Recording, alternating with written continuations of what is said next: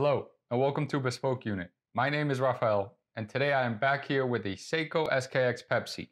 More specifically, this is the reference SKX009J. That's the version that's made entirely in Japan. In this video, I'm going to be going over all the aspects that have made this watch such a big hit, not only with beginners, but also with seasoned watch collectors. There's also a couple of negative points that I'm going to be going over that you should consider if you're thinking about putting one of these on your wrist. That being said, let's get into the review.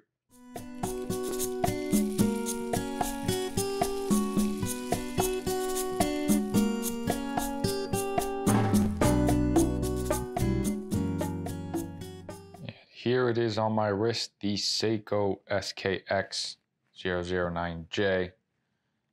And more specifically, I don't believe I mentioned this in the intro, but this is in this conformation, this is a SKX009J1.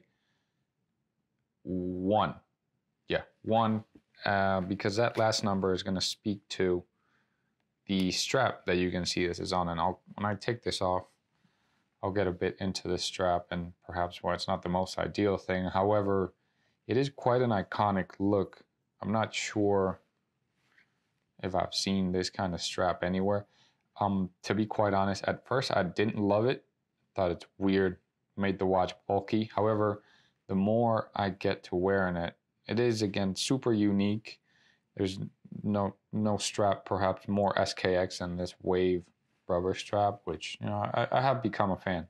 Now before I take it off, just wanted to give you an idea of the size. By no means a small watch. Let's just start there. However, it wears it very, very well. I'll get you the dimensions in a second once I take it off, but you can see it is kind of tall on my wrist. I'm wearing this Oxford, wouldn't necessarily fit under the cuff there, at least not comfortably. Yet, I think it looks good. Obviously, it's not absolutely ideal to wear a dive watch on a rubber strap with a button-down shirt. However, I think I could probably pull it off, and a lot of people can too. But anyways, let's take this off and get a closer look at the watch. So when it comes to dimensions, most people advertise this watch online as a 43. However, if we get a good measure here, that's pretty much right across from 9 to 3. It's closer to 42.5, as you can see there. Now, lug to lug, if I'm not mistaken, should be somewhere close to 46 with this strap. It's kind of difficult to get an accurate measure here, but I'm going to try. Yep, a little bit more, or I'm a little bit past 45. I'm not exactly there at the lugs. So I think 40, well, all right, let's call it 45. That seems fair enough. And thickness again. Look at that. It looks like to be 13.5 or 13.4 millimeters. So not a very thin watch whatsoever. Last important measurement, lug to lug, 22.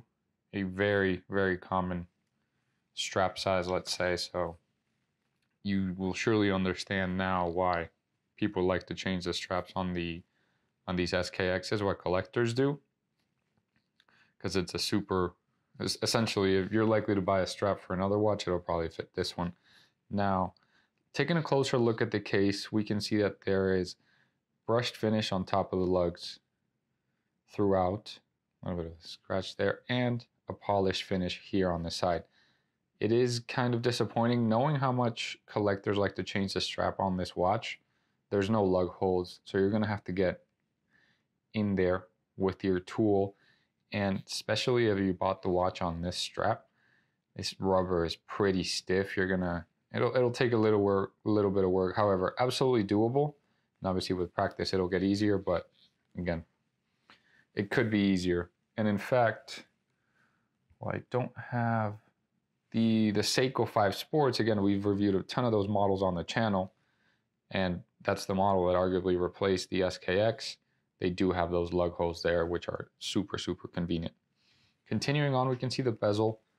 This is obviously the Pepsi bezel. I'm catching it in the light here because in the camera, straight on, you can't really tell. It almost looks like black and red, but obviously it's very much a blue.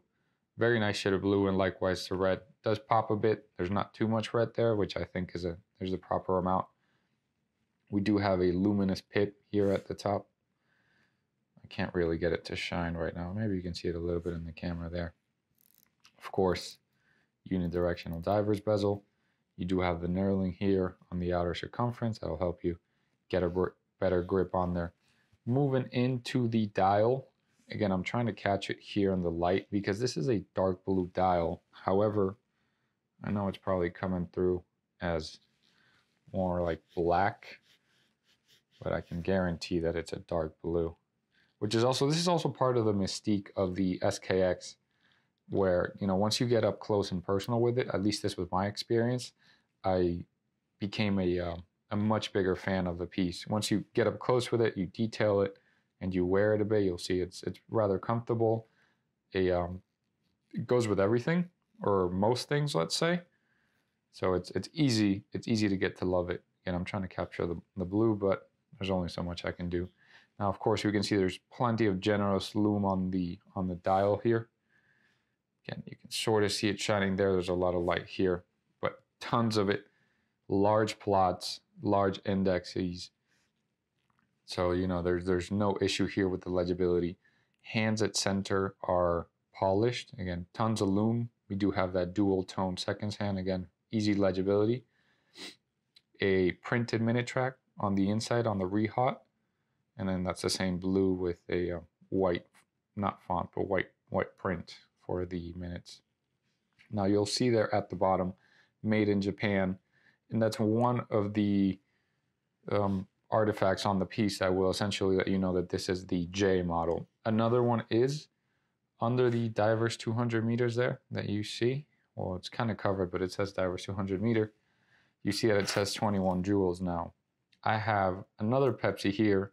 This is an SKX009K, and it's a K2 because it's on this Jubilee. You can see that it doesn't say made in Japan at the bottom, and also the 21 jewels is not present. So that's another aspect that would help you differentiate it.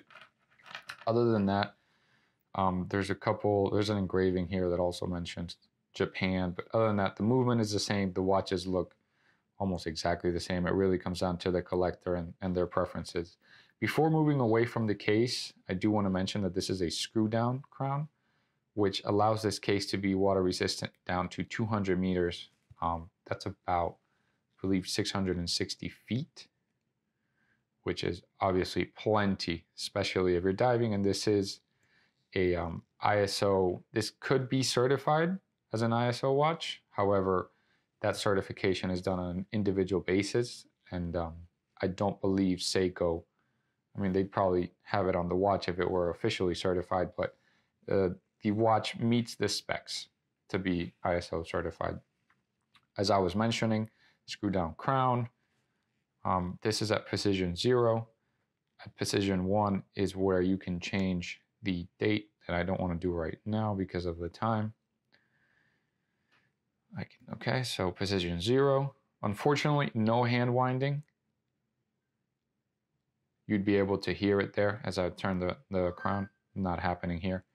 Position 1, clockwise changes the day. Counterclockwise changes the date. And you can see that we have there what looks to be Arabic and English as far as the second language. And then position 2 changes the time.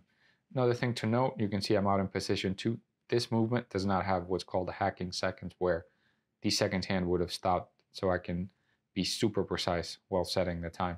So again, another of the aspects of this piece sort of shows its age. The movement is, I believe, was initially introduced somewhere in the mid-90s. Nowadays, just about every movement has hacking seconds and hand winding. And again, the Seiko 5 Sports that replaced the SKX in the Seiko catalog does have both of those features. So I actually picked up this watch when I was getting ready to do this review, and it had been sitting for a while, and I had to sit here and kind of wind it by hand so that I could get it going, as opposed to being able to take out the crown, wind it, and then I'm good to go. Moving on to the strap, I was mentioning probably the good side of the strap, which is it's a very unique look with these waves. It's a very SKX look again. What I don't like so much about it is that it is kind of stiff. It does, as you may have seen it on my wrist, it sticks out a lot. this rubber. I think this is more rubber rather than silicone. There's newer models or different models of Seikos. For example, I have this King Turtle here. Again, it's been reviewed on the channel, where I like this test, however weird it may look. You can see it's super flexible, and I believe that's silicone. This, it's just stiff, so it could be more comfortable. If you don't wear the strap too tight, it's just fine. It'll kind of just almost float above your wrist. But again, this is definitely something that could be improved. I wasn't a fan. I think I mentioned already, I wasn't a fan of this wave. I've gotten used to it now, and I'm probably a bigger fan now than ever. But, you know, maybe a different design. I guess it's unique. It works. You can see the keeper here, nice and burly. And of course our tang, looks like brushed steel. Moving on to the back of the watch, you can see that the strap is textured. So what I find this prevents is it prevents the strap from sticking to your wrist and kind of making it sweaty. So it does help with the comfort, however stiff it may be. Looking here at the Caseback, you can see Japan. Again, that's one of the other small differences between the J versions, as we have this, and then the K versions, which are made outside of Japan. Now the movement in here is going to be the 7S26, and you can actually see it there. I'm hoping it's coming through. The dial does mention that it's a 7S26. Again, automatic, so it's self-winding, no hand winding, no hacking seconds, and the power reserve is 41 hours. So decent. Again, absolutely standard, I would say, for a watch of this price. The upgraded movement that you see on the watch that replaced this line, the SKX line, is also 41. So again, respectable and expected also with a workhorse timepiece such as this one. Anyways, I'll give you one last look on my wrist. And there you have it, the Seiko SKX009J. There you have it. That's our review of the Seiko SKX009J. Now, if that left you with any questions or comments, make sure to leave them below and I'll get to them. Give me a thumbs up if you enjoyed the video or found it helpful, and subscribe to our channel for more watch reviews and men's lifestyle content. If you're looking for pricing on this watch, check the links in the description. Depending on when you check, there's many different sellers. You'll find it in different conditions, so the price is always different.